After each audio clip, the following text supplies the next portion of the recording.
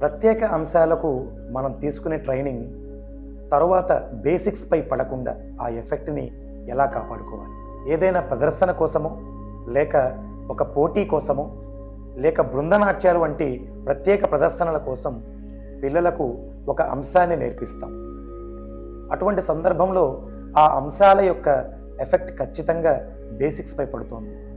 అంటే అప్పటి వరకు అడుగులు జతులు అయ్యి తర్వాత 1-2 అంశాల్లో ఉన్నటువంటి పిల్లలు కేవలం ఈ ప్రదర్శన కోసం ఒక ప్రత్యేక అంశాన్ని నేర్చుకుంటూ ఆ ప్రదర్శన అయిపోయిన తర్వాత తిరిగి మన అంశాల పట్ల మరింత పరిణితి చెందడానికి ప్రాక్టీస్ ఖచ్చితంగా చేయాలి.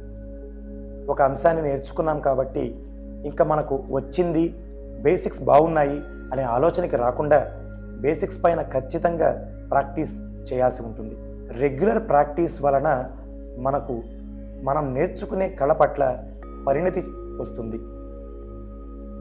అప్పుడప్పుడు చేసేటువంటి పెర్ఫార్మెన్స్ పైన కాదు, కానీ లాంగ్ టర్మ్లో మనం నేర్చుకునే ఆర్ట్పై మరింత పరిణితి చెందడానికి రెగ్యులర్ ప్రాక్టీస్ని యూటిలైజ్ చేసుకుందాం. పిల్లలు నిరంతర సాధన చేస్తూ ఈ యొక్క కళను ముందుకు తీసుకువెళ్లేందుకు మనం తర్వాత వచ్చే ఎగ్జామ్స్ లేదా పెర్ఫార్మెన్సెస్ పట్ల గుర్తుపెట్టుకుని చక్కగా ప్రాక్టీస్ చేస్తారని ఆశిస్తూ hope you can understand. Thank you very much.